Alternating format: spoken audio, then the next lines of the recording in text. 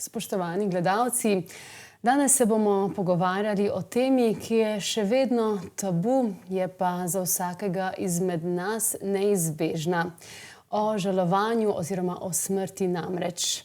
Z nami je Miha Zimšek, ki nam bo svetoval, kako se lahko na tem področju opolnomočimo. Lepo pozdravljeni. Pozdravljeni. Prihajate iz Slovenskega društva Hospic, iz pomurske, bomo rekli, enote. Kako dolgo ste že član? Zdaj sem na pomurskem delu sem 3 leta, drugače pa sem vse skupaj 17 let pri Slovenskem društvu Hospic, 10 let od tega je bilo kot prostovoljec. No, Slovensko društvo Hospic ima res plemenito poslanstvo. Kako bi ga opisali? Ja, jaz bi rekel, da ima poslanstvo sočutja in nekako družbo vračati nazaj k občutku svobode. Kdaj sem zares svoboden, kdaj sem zares živ in kaj je v življenju pomembno. Ker takrat nam ravno to manjka, ko nam je hudo. Zgubimo mogoče vidik na to, kaj je pomembno v življenju, te naši odnosi.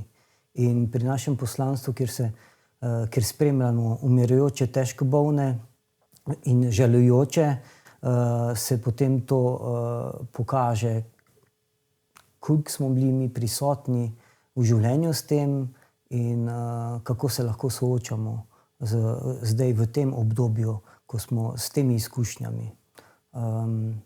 Ja, takrat pa včasih rabimo podporo.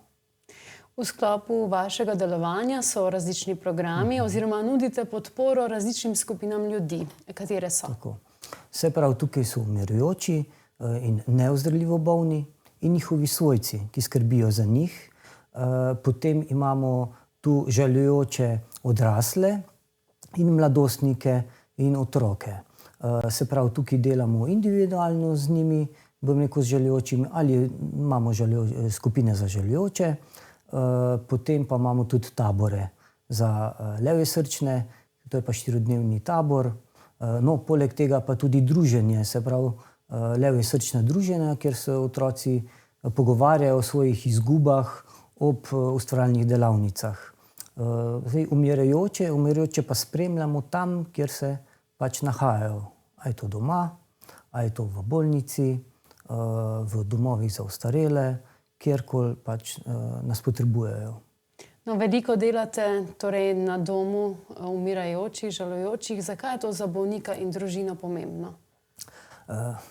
Pomembno je, ker takrat umirajoči, bom rekel, si želi varnost.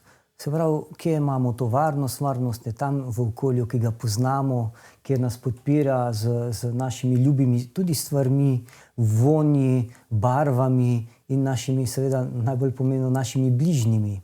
In zdaj včasih so ljudje v stiski, ker ne vejo kaj in kako. In potem tukaj mi pridemo, da jih predvsem umirimo, da se da lepo skrbeti za umirajočega tudi doma, da ti, bom rekel, ne potrebujejo veliko, tisto osnovno nege, drugače pa samo to našo prisotnost. In bom rekel, zmožnost, da se z njimi pogovarjamo o teh čustvih, o njihovim življenju, da lahko ozaveščajo svoje življenje. Bom rekel, da lahko grejo skozi neko bilanco svojega življenja. To jim veliko pomeni. In zdaj, če pa nekdo, bom rekel, ne zmore zaradi svoje lastne, bom rekel, stiske, soočanje z minljivostjo, spuščanja nekoga, ne zmore tega, smo potem tu mi vstopimo, da lahko bolnik ali pa umirajoči spregovori o tem z nami. Če je kaj še neizgovorjenega, še kaj neurejenega, neizpovedanega, in mi potem služimo nekako most v družini in bom rekel, včasih tudi v tem krpamo te odnose, ki so bili mogoče porušeni. Torej ste nekakšen mediator, ko je treba kaj povedati, kaj opažate.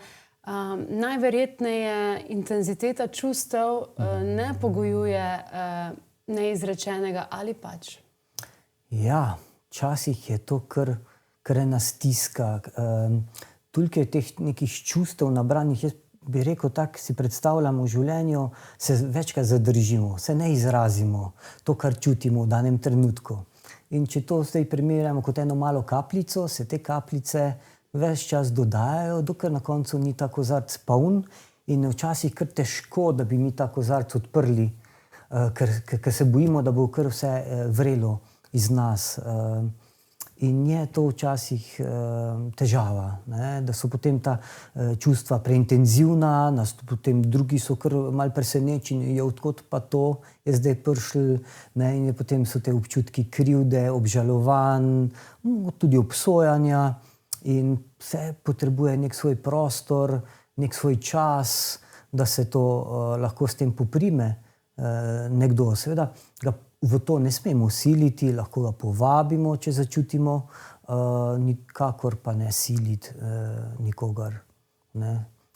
Ker s tem, bom rekel, naredimo več škode kot koristi. Veliko je različnih poti, kako se spoprijemamo z življenjem, kako lahko postanemo kot družba bolj sočutni, bolj odprti na tem področju. Jaz mislim, da je v osnovi to, da se spodbuja, bom rekel, že v otroštvu, da se izražanje občutkov. Ne? Ko občutek pride, da ga lahko otrok svobodno izrazi in da se ga ne graja zaradi tega, ampak da se mu poskuša seveda potem z njegovo starostjo in seveda razumevanje razložiti stvari. Ne? Tudi ne to prikrivanje, ne vem, smrti, ne? Ker želimo otroka obvarovati. Ne? Mi rečemo, joj, želel sem ga obvarovati. Nismo želeli dodatno naprtiti neke bolečine pa stiske, ampak otrok je že v takem, bom rekel, je že prizadet, že čuti stisko. In zdaj, če se odrasel ne izraža odkrito, v njemu vzbujamo zmedo. Ne? Čutim nekaj, da je v odraslem, odrasel to ne zmore in se potem otrok zapre, da bi on obvaroval odraslega. In potem je to en tak začaran krog, ki oblikuje našo osebnost. In ta naša osebnost nas spremlja vso življenje, da mi kar povozimo sebe in svoje občutke. In ne sledimo življenju tako, kot ga čutimo. In se bolj usmerjamo v življenje, živimo življenje, kot ga razumemo. To je pa zelo podvrženo sprejemanju, bom rekel, iz okolja, ne, neke družbene primernosti. In škoda je, da na koncu te svoje poti imamo veliko obžalovanj. Ne, zakaj nisem živel življenje tako, kot sem ga čutil. In seveda ni bilo to življenje, nikoli ni za manj. Ne. Je pa potem treba iti čez to, rabiš to podporo, da vseeno zavestiš, kaj pa je bilo tisto lepega, kar nas je globoko nagovorilo. In jaz mislim ravno to da je naše, ne, sočutiti. Ker ko mi ugašamo svoje čutenje, tudi ugašamo to sočutenje, ne, sočutje. Enostavno ne zmoremo več bolečine nekoga drugega. Se kar odklopimo, ker ne moremo slišati. In ljudje danes vidim, da zelo težko ravnajo z stisko drugih.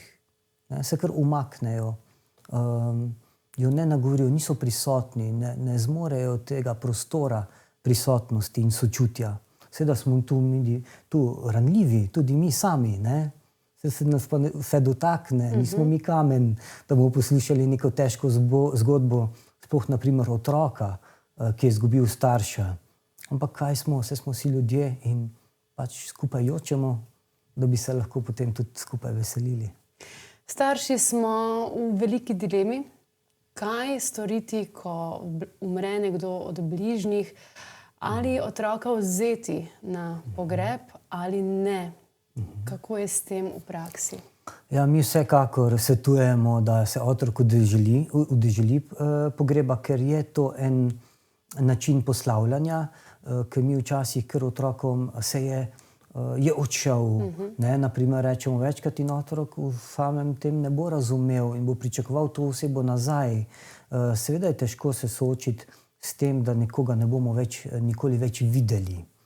Seveda pa to ne pomeni, da ta ljubezen, ki smo imeli do te osebe, zgine. Ta bo obstajala še naprej. Kar se tiče, otroka povabiti zraven, seveda tudi on, odvisno od starosti, a se želi udeležiti, tudi to spoštujemo, če ne zmore, pa je za njega prehudo, ampak da mu damo to možnost. In ko smo na pogrebu, da določimo skrbnika za njega, ki bo skrbel za njega, če bo ta čustva premočna in se bo lahko z njim umaknil na stran. In imamo urejeno, nas ni treba skrbeti potem, kaj bo z otrokom.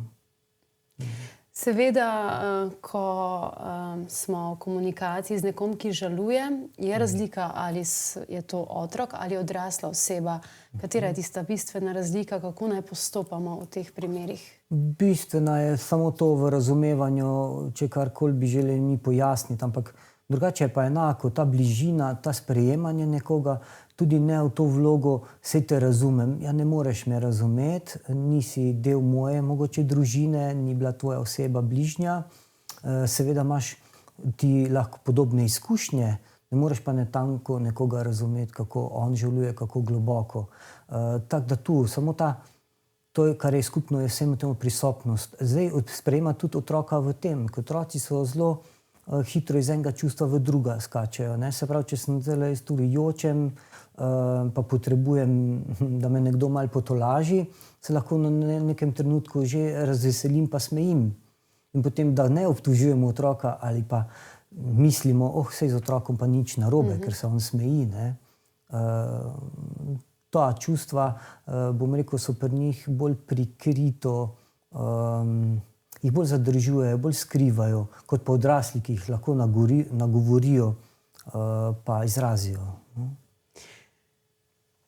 Prej ste omenili prisotnost in hkrati tisti komentar razumem te. Je morda včasih dovolj samo to, da smo prisotni, morda v neki mirni tišini, da ne komentiramo preveč, da samo prisluhnemo in smo? Točno to, to je največja podpora. Biti prisoten, s tem že damo vedeti, da mi je mar. In to je največja podpora. Vidim te, čutim te, če biš pa želel, da te tudi razumemo, boš pa ti povedal. Ampak včasih tudi ti ne zmoreš in to sprejmemo. Ta tišina je včasih zelo polna, zelo močna. Ljudje bi jo pa tako hitro radi zapolnili z nečem, tudi bom rekel, reagirajo svoje lastne stiske, kar po eni strani je razumljivo, ker mogoče tudi sami niso nekaj predelali in bi želeli čim prej zbežati iz tega težkega občutka, pa pol na hitro reče, vse bo bolje, ali pa, ne vem, mlademu človeku, ki izgubi mogoče partnerja, saj si še mlad. To so stvari, ko nas še bolj prizadanejo, puščajo same, čisto nerazumljene in potem, ker ljudje rečejo, zakaj sem se sploh kaj pogovarjal o tem, in postanejo še bolj nezaupljivi, še bolj osamljeni v tem, tako ranjeni, teže se odprejo nekomu naprej. Tu je boljše biti včasih res tiho, pa samo na voljo sem ti, če me boš potreboval, kak pogovor, sem tukaj in to je vse. Ravno to sem hotela vprašati. So kakšne varne besedne zveze, bomo rekli, ali pa oblike podpore, kot ste zdaj omenili, ko bomo naredili res največ, kar lahko v tistem hudem trenutku? Ja, to je samo prisoten sem, lahko preveriš vsake toliko časa, da pokličeš, ampak da nisi preveč vsiljiv s tem. Se nekako začutiš, kdaj je ta podpora dobra, pa ko si vzamemo čas, da smo res prisotni, da pogledamo na uro, pa moramo kam iti. Mi moramo dati občutek, bom rekel, to je največja podpora, občutek, meni se nikamor ne mudi, jaz sem tukaj s teboj, dokler me boš potreboval. In to je največ. Danes smo pa kar, bom spotoma se oglasil pri njem, pa imam še 3 stvari naprej. In včasih je že to, ko pogledamo na uro, nekoga prizadenemo. Seveda imamo mi druge stvari, ampak poskušajmo si mi to urediti, da imamo res takrat čas za nekoga in bo ta občutek prisotnosti, bo ena taka res največja podpora. In za konec greva še v nasprotno vlogo, ko smo mi tisti, ki žalujemo. Seveda vsi se spopadamo z izgubo na različne načine, ampak zdaj v svoji bogati zakladnici izkušenj zagotovo veste, kdaj gre žalovanje v pravo smer. Katere so tiste faze, stopnje, ki jih moramo predelati, da bi res lahko preboleli izgubo? Ja, bom rekel, prej smo se pogovarjali o tem šoku, ko pride ob izgubi. Ne? Takrat ljudje nekako še kar se pravijo, dobro sem se držal, urejanje, ne vem, pogreba, vseh ostalih stvari, formalnih.